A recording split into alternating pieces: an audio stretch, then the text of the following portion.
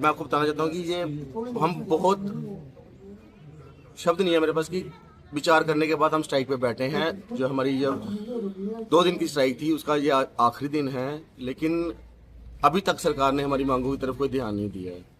2.5 दिन की सैलरी का मसला मैं आप मीडिया भाइयों को बड़ा पूछना चाहता हूँ, आपसे मतलब क्वेश्चन करना चाहता हूँ कि आप हमारे ऑफिस में ऊपर जाएं, सिर्फ इतना पूछ लें कि किस ऑर्डर के तहत इन्होंने सैलरी बंद की है।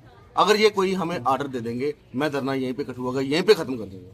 सर कोई ऑर्डर नहीं है जिसमें लिखा हो कि सैलरी बंद कर दी जाएगी 2.5 दिन की, ठीक है। कंफ्यूजन इनको है, दिक्कत हमें हो रही है। फाइनेंस डिपार्टमेंट ने ऑर्डर निकाला था 2.5 दिन की सैलरी बंद करने का 4 कैटेगरी का, लेकिन यहाँ पे जिसका मन आ रहा है उसकी सैलरी बंद की जा रही है। फाइनेंस डिपार्टमेंट का काम है लोगों को जीपी फंड देना, लोगों को कैश इन ड्यू देना, जो पोस्ट रिटायरमेंट हमारे एक मुलाजिम के हक होते हैं उनके ऊपर काम करना, उसके ऊपर ये सोई हुई है। और जो हमें मिल रहा है 2.5 दिन की सैलरी वो इन्होंने बंद करने का ऑर्डर निकाल दिया।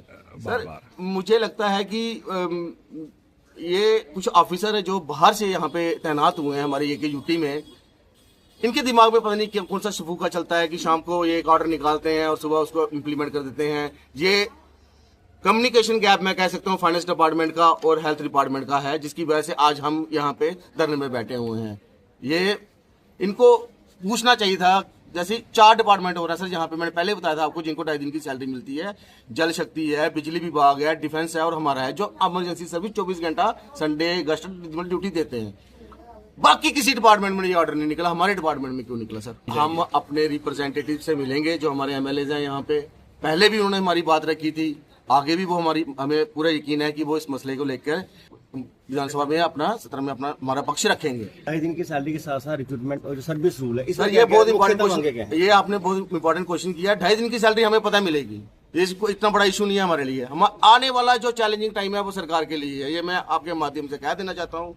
2.5 दिन की सैलरी तो हमें पता मिलेगी, लेकिन रिक्रूटमेंट रूट जो बहुत इंपॉर्टेंट है सर, हमें हमारे साथ में हेल्थ डिपार्टमेंट है, बाकी डिपार्टमेंट है, बड़े डिपार्टमेंट है, यहाँ पे हर टाइम टू टाइम डीपीसी होती है, प्रमोशन होती है। हमें तो अभी तक ये नहीं पता लगा है कि हम यहाँ पे रिक्रूटमेंट क्या की हुई है। सर देखो रिक्रूटमेंट होगी, यहाँ पे ऑलरेडी ये मेडिकल कॉलेज के बेड की संख्या बढ़ती जा रही है, स्टाफ वही है, उसमें से भी कुछ स्टाफ ऐसा है जिन्होंने जम्मू में फॉर्म भरे थे, जीएमसी जम्मू में, वो यहाँ से जम्मू चले गए हैं। मतलब कम हुआ है, बड़ा नहीं हुआ है। जब तक ये रिक्रूटमेंट रूल नहीं बनेंगे और नई भर्ती होगी, यहाँ पे स्टाफ की किल्लत रहेगी सर।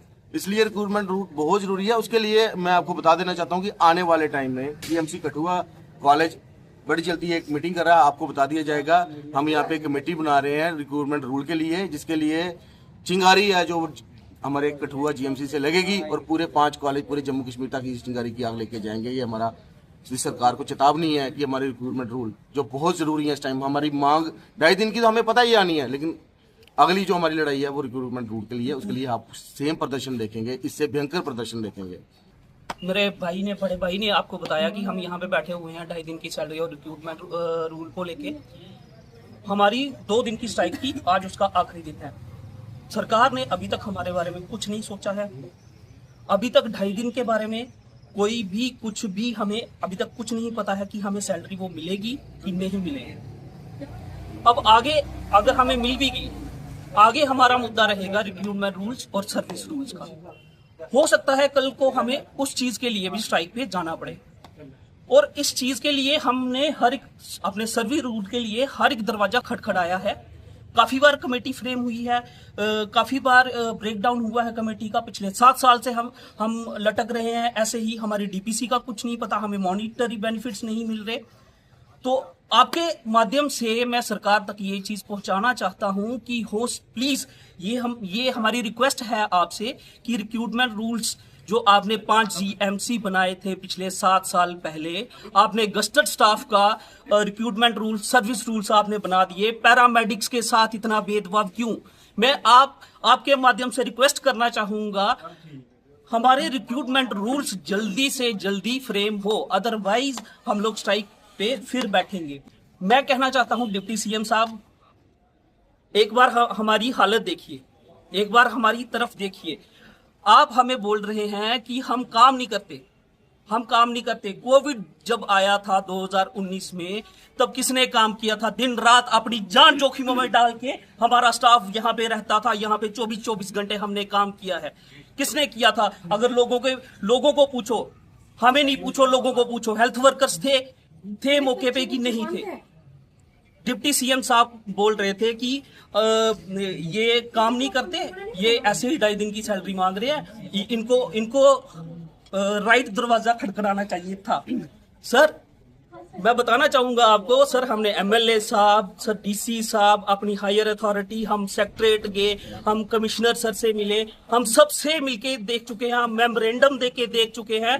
हेल्थ मिनिस्टर मैडम से तो अभी रिसेंट आप जिस दिन आए हुए थे मैम 11-12 तारीख को यहाँ पे, उसी दिन उनसे बात हुई थी इस मुद्दे पे हमारी, लेकिन हमारी कोई सुन ही नहीं रहा।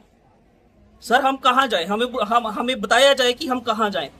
अगर ऐसे दिग्गज नेता हमारे बारे में ऐसा बोलेंगे तो हम कहाँ जाएंगे? आपने हमारी 2.5 दिन के बारे में नहीं सोचा, आपने हमारे रिक्रूटमेंट रूल्स के बारे में नहीं सोचा, आप उल्टा हमें बोल रहे हैं कि आप काम नहीं करते।